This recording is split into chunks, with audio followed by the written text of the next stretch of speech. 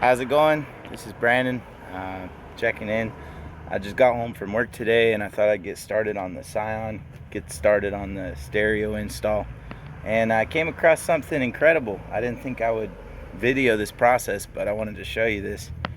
If you've installed a stereo before, you know that you need to put this heavy power wire through the firewall.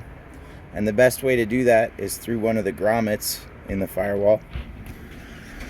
So typically you want to go about in line with where you want your amplifier, usually on the driver's side, and try to find the electrical grommet. Here's this one. This is kind of a main one. And you want to try to put something like a wire hanger or a stiff piece of metal, something pointy, and poke it through the grommet. And then on the other side you want to tape your wire to this. You want to tape your power wire to this thing as much as possible, and then grease it up, and then hopefully in a couple of tries you can pull it all the way through. What I found on this one that I wanted to show you really quick on the Scion XB, if you notice that hole right there, they've actually left us a spot to pull wire through, and that's incredible. I've never seen that before on a car. I really appreciate it. I knew Toyotas were easy to work on, but this is next level stuff right here. This is kind of groundbreaking. Same process as the yeah, I'm doing this one-handed, so it's a little, there we go. So you want to just put it through there. And because we already have that hole cut in there, all we had to do is kind of clip it off on this end with some cutters. It was like a little nipple.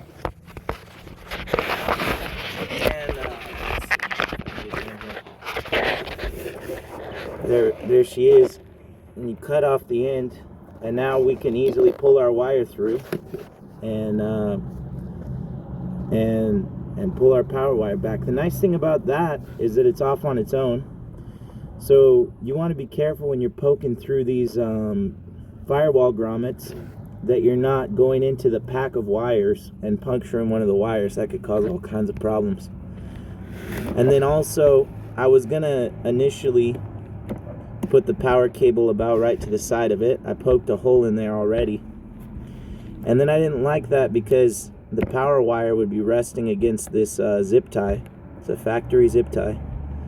And I didn't like that. I think it might rub up against it and cut the wire or something. I'm going to try to get you set up in a position where you can really see what's going on.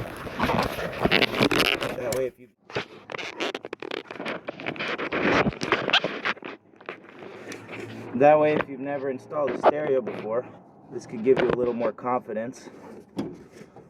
Okay. So, just going to go ahead and pull this wire.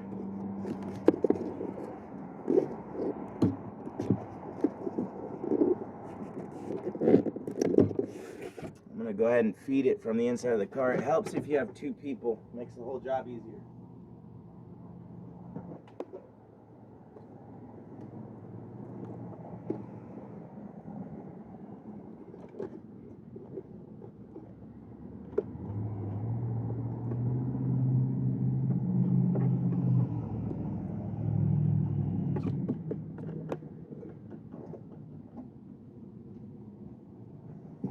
Alrighty, that's a little better. We're gonna try to not put too much stress on this grommet. I don't want to rip it open.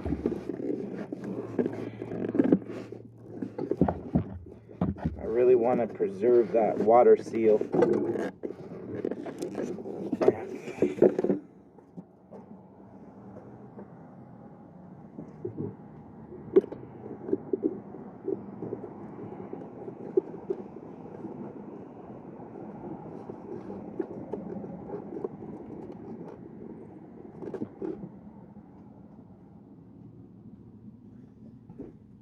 probably speed up most of this footage. I don't want you to just be looking at something that's barely moving for half an hour.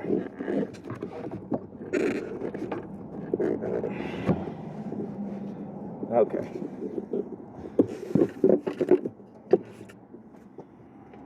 I'm going to take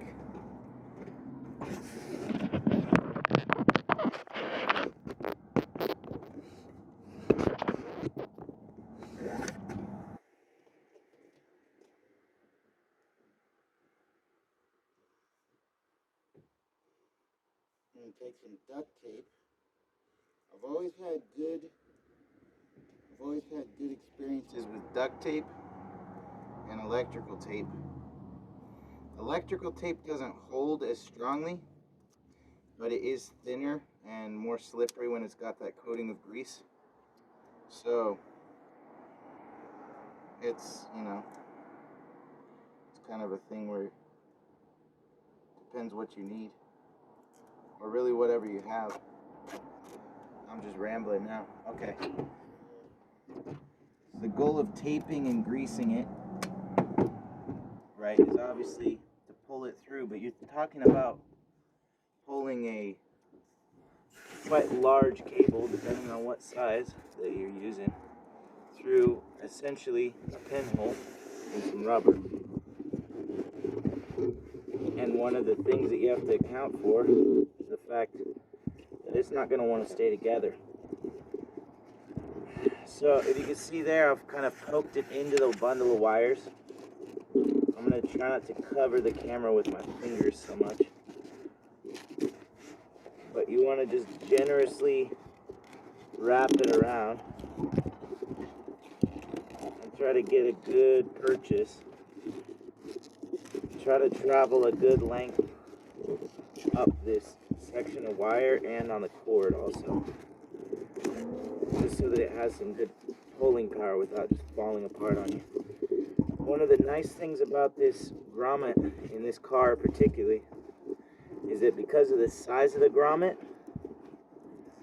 it is going to be easier to pull. I may be putting my foot in my mouth in a second. We're going to have to see. This is one of the few cases where you do not want to give it the old tug and that's not going anywhere, because you're going to need as much grip as you can manage for one try. So you're going to want to save that. Conserve your pull, I guess. Because a lot of times when I'm successful in pulling this thing through, the cable comes off in the process and I just get lucky to the point where I can pull it the rest of the way with my hands.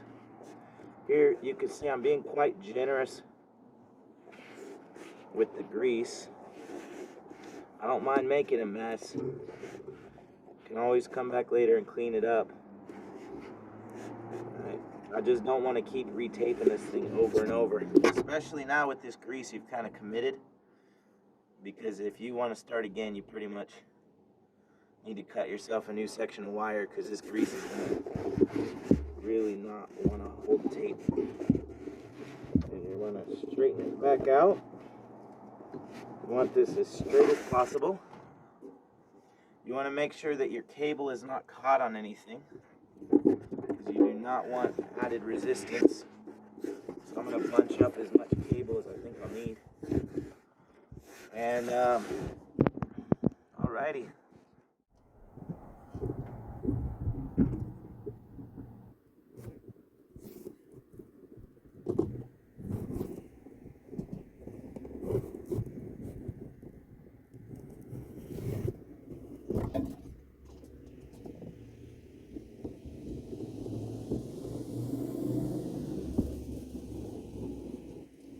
Alright.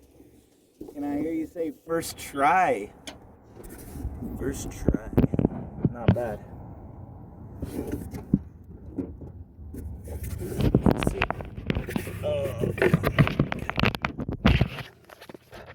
I know I sound a bit goofy.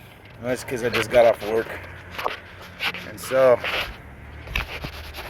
I'm happy that this is going so smoothly.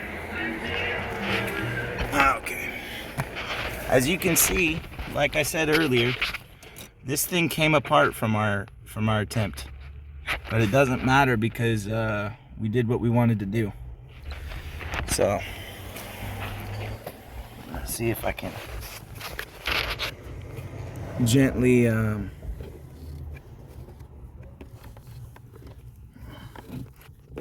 know what, I'm gonna need a rag to actually get enough purchase on that because it's greasy, obviously. Yeah. Oh boy, okay, too old for this. God. Alrighty.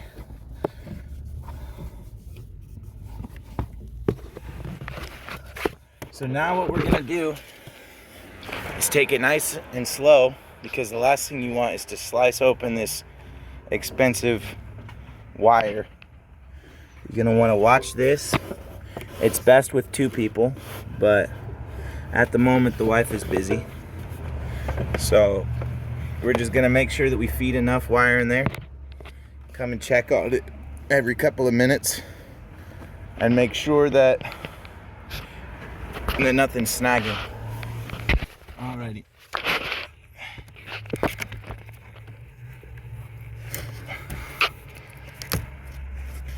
Okay. Come on. Oh, my hands are so white in the flash of the camera.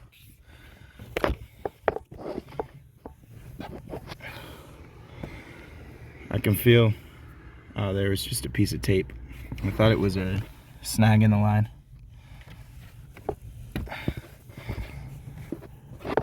Alrighty.